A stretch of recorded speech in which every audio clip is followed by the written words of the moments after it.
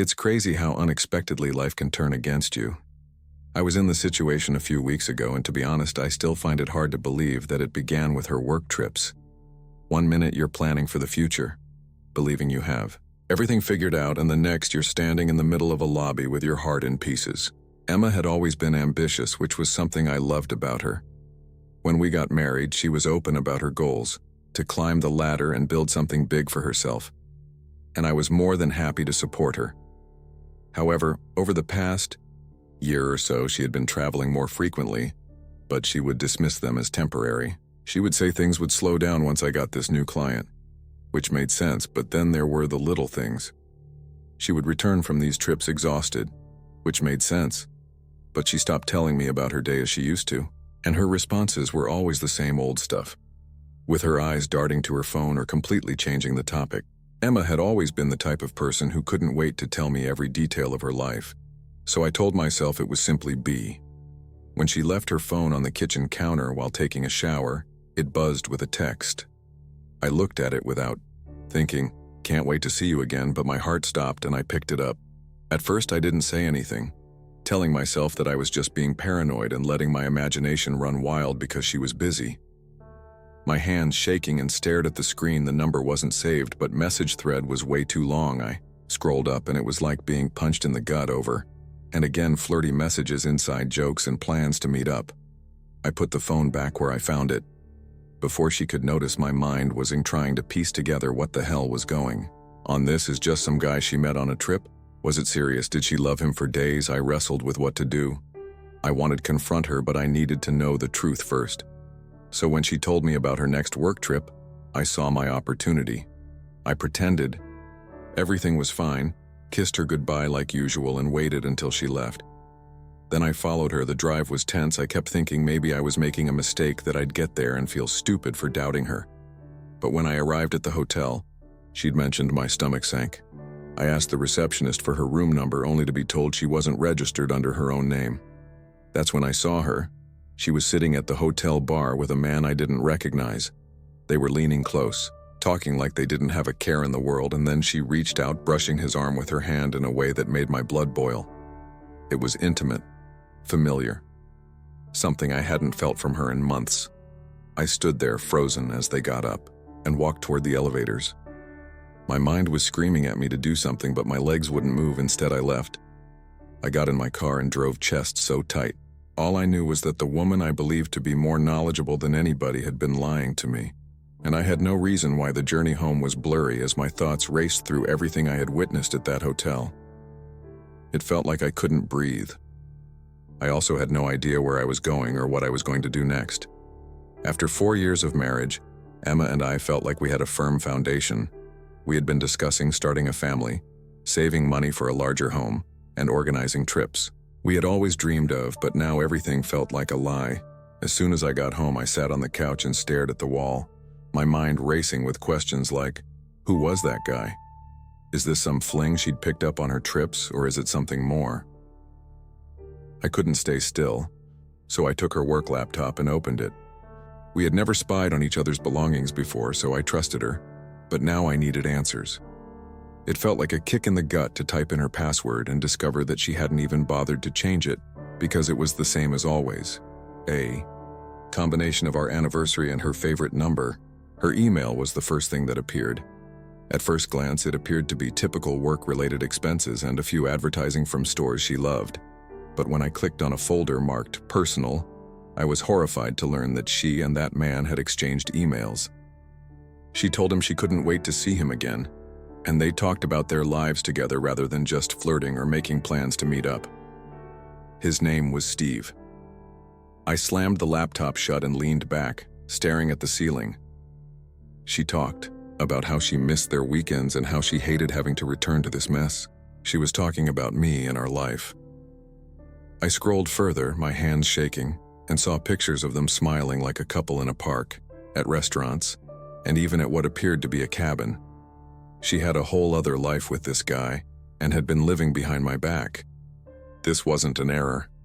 I barely slept that night, but every time I closed my eyes, I saw her with him, laughing, touching, and smiling in ways she hadn't with me in months. The following morning, I decided I needed more information. And while she was at work, I went through her belongings and found an old notebook in her desk drawer. Tucked in the back was a receipt for a rental property, with his name on it and hers. It was a small house about 2 hours away, and my chest tightened. She wasn't just skulking around with him, she was sharing a damn home with him. I got in the car and drove to the address. Part of me didn't want to go, but I had to see it for myself. When I pulled up, the house looked normal and quaint, and even though there was a car in the driveway, it wasn't hers. I sat there for a while wondering what to do, and after what seemed like an eternity, Steve opened the door. He looked surprised, but not in the way I expected. "Oh," he said, glancing past me like he was expecting someone else. I asked, my voice sharper than I intended, and he hesitated, then said, "I think the better question is, who are you?" "I'm Emma's husband." His face froze, and for a moment I thought he was going to slam the door, but instead he stepped back and said, "You'd better come in." I wasn't sure if this was a good idea, but at that point I was already in too deep, so he motioned for me to enter, and I did. The living room was small but cozy. Nothing special, but it seemed awful because it belonged to them and not Emma. Steve sat down across from me without offering me a drink or anything else, and he seemed prepared for whatever conversation was about to start. It felt strange, like I was speaking to a complete stranger. "What the hell is going on?" I finally asked, my voice raw with confusion and rage. "How long has this been going on?" He looked at me as if he was planning his next move, and then he sighed. He nodded slowly. "It's been a long time, man. Much longer than you probably think. You've been sleeping with my wife for how long? Haven't you two been seeing each other for years?" "We've been seeing each other for over a year, yeah." She told me about you two, but well, she wasn't happy. You know, things weren't great between you two, and I thought maybe I could help her. She didn't seem to be getting what she needed from you. His words hit me like a ton of bricks. She didn't seem happy. I repeated, almost choking on my own words. She was married to me. She promised we'd be okay. You think that gives the right to step in? Steve leaned forward, his voice lower. "Now look, I didn't want this to get messy, but it has. She's been torn between the two of us for a while. I didn't want her to go back to you because I knew how this would end. I sat there stunned. All this time I'd been living in a bubble, thinking I had a happy marriage, only to realize Emma had been lying me for months. I felt like was losing control of everything, my thoughts, emotions, the life I'd built with her. I'm sorry, man, this isn't the way I wanted it." Steve added, his voice softer now. "But you need to know she's made her choice. And honestly, I think you already know what that is." I couldn't respond. The truth was suffocating me. My wife, the woman I thought I knew better than anyone, had been living a double life. And here I was, staring at the man who'd been other half of that life. I didn't go home immediately. I couldn't, my head was spinning, and everything in that house felt like a reminder of how badly I had been fooled. Instead, I drove aimlessly for a while, trying to wrap my head around the reality of situation. I trusted Emma completely.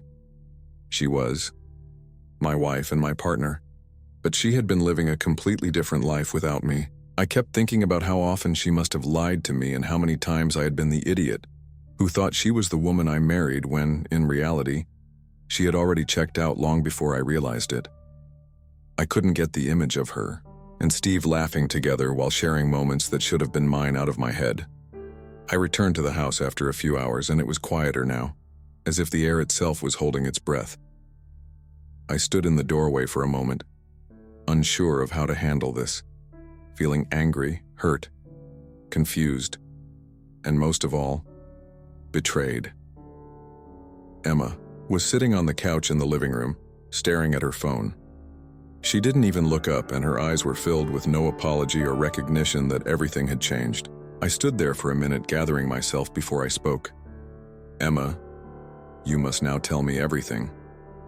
Her expression changed momentarily when she looked up, but it returned to its serene, faraway expression. "What are you talking about? Stop being stupid. I know everything about you and Steve. You're leading two lives. Emma, you've been deceiving me. And I'm tired of acting as though I didn't notice." That her expression changed. The mask broke, but instead of sobbing or expressing sorrow, she simply sighed. I knew this day would come. You're right. The fact that she sat there and told me she wasn't sorry.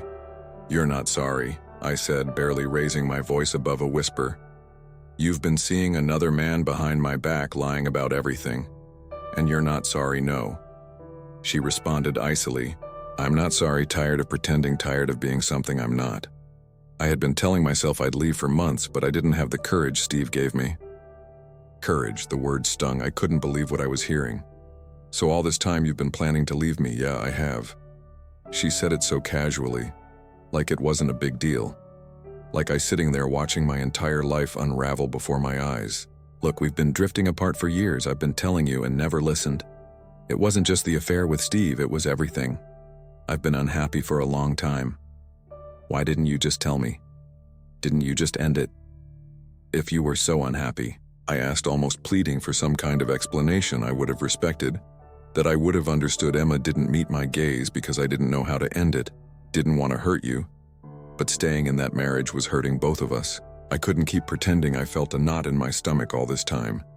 I had been oblivious to how much she'd been holding in. I thought we were doing okay, thought we were building a future together, but she'd already checked out. She had already moved on. Are you in love with him? She bit her lip and glanced away as I questioned, my voice cracking a little. I need to know if this is about love or just a mistake she made while being unhappy with me. I don't know anymore, but I thought I did. And now I'm not sure. All I know is that I couldn't keep lying to you and acting like we had something that was gone. It felt like everything I had worked for and everything I believed in was falling apart around me, including the trust and love I thought our future would have. I wasn't sure if I was sad or angry anymore. All I knew was that the one person I thought would always be there for me had betrayed me. Emma remained silent, and for a long time we just sat there, the air between us heavy with the weight of everything we hadn't said, everything we couldn't take back. I don't know what to do, I said, running a hand through my hair. I don't know how to process this. I can't just forgive you for what you did. I finally got up because I couldn't stay there any longer. I grabbed my coat and headed for the door. Where are you going? She called after me, but I didn't turn around because I needed to hear her. I'm leaving, though I haven't decided what I'll do next. All I knew was that I couldn't stay in the house with her and act like everything was fine. I needed time and space to discover who I was outside of the man she had been deceiving. Thank you for watching. If this story resonated with you, I'd love to hear your thoughts in the comments. And if you'd like to hear more stories like this, don't forget to subscribe.